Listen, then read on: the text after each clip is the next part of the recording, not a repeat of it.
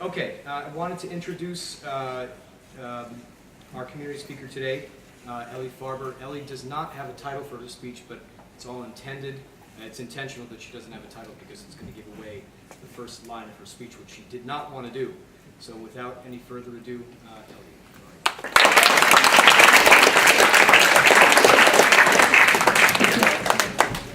Imagine walking into a room and not being able to understand the language. Now you might think I'm going to talk about a time I was placed in a foreign country and did not speak the native language. Well, no. Here's another thought. Imagine yourself as a first grader in a room of children your age, all being able to read, and you not being able to. Well, that's how the beginning of lower school was for me. It all started in first grade at Moses Brown, when my teacher recommended that I was tested for signs of language-based learning differences. This was because my reading was way behind average for my age. Most kids were already reading Magic Treehouse books that when I flipped through the pages of, seemed like a bunch of symbols that represented a code I did not understand. It frustrated me to watch all my classmates laughing and playing at recess, while I had to stay inside with a tutor and read kindergarten level books. During the test, when the lady asked me a question, I would shut my eyes and try to think, but nothing came. When she asked me why I kept shutting my eyes, I replied back, "That is how I think." My mind was just blank that day. That day, I was diagnosed with a language-based learning difference called dyslexia.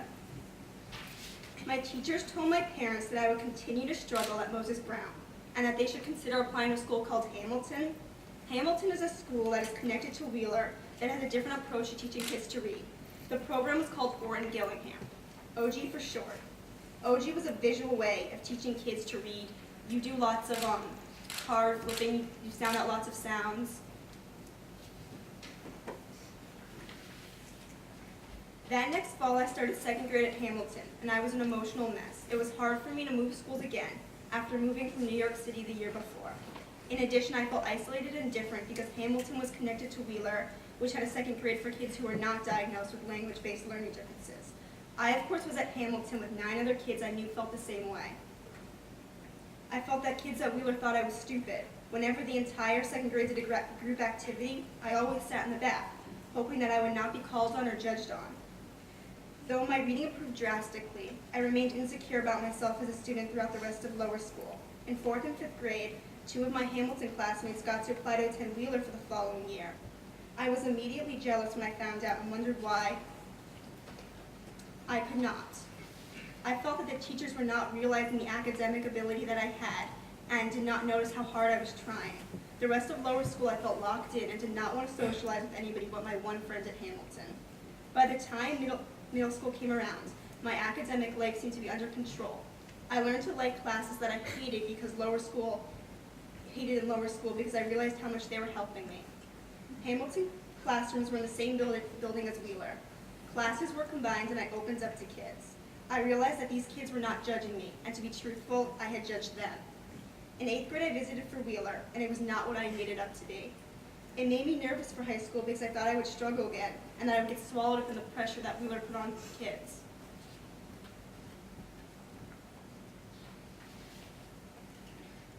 When I started here at Rocky Hill in 9th grade, it was not as smooth as I wanted to be. I tried to control things that I couldn't, and made lots of decisions I wish I could go back and change. For example, I started in a language class that was way too much for me to handle at the time. I never fully grasped the concepts of Latin as much as I tried to. At the same time, I learned a lot from Latin.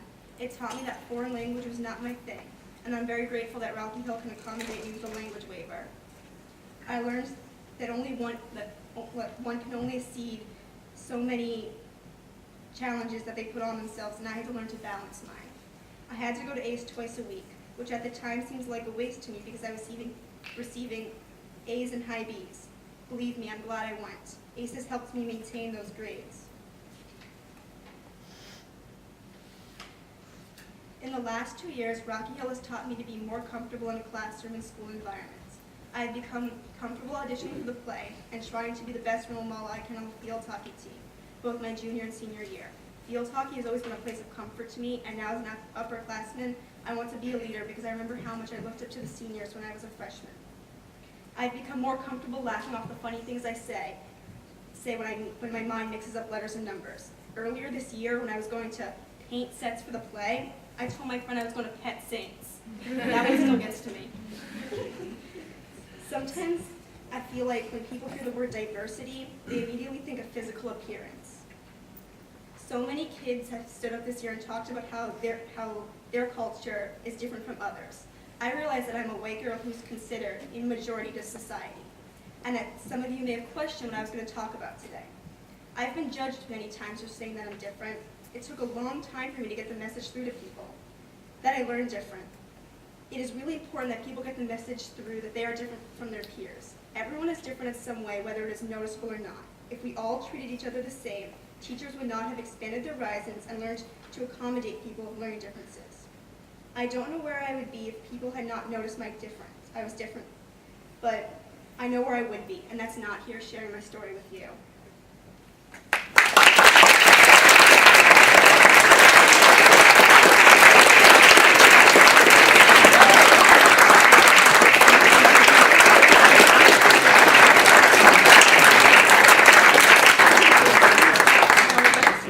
A 5 second reflecting moment. Are there any questions, comments, announcements?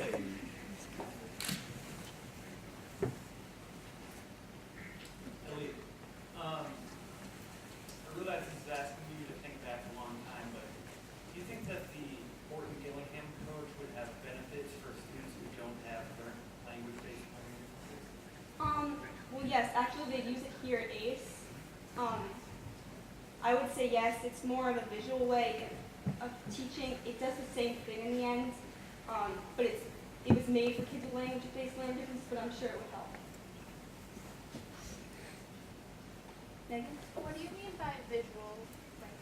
Like they give you cards, like you know how in lower school you learned like or R. They give you cards, and then they have certain sounds that make you think of that.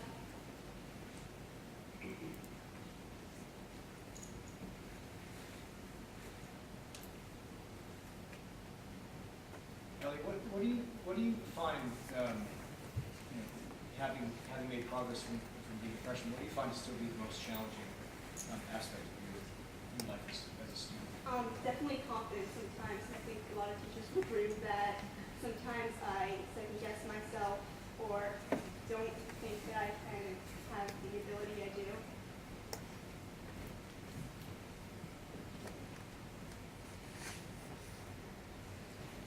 Never mind.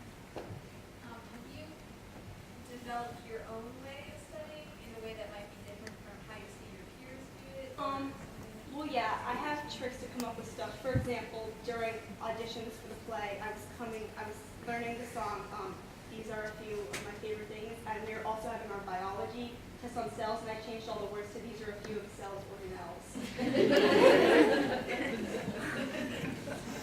Stephanie's.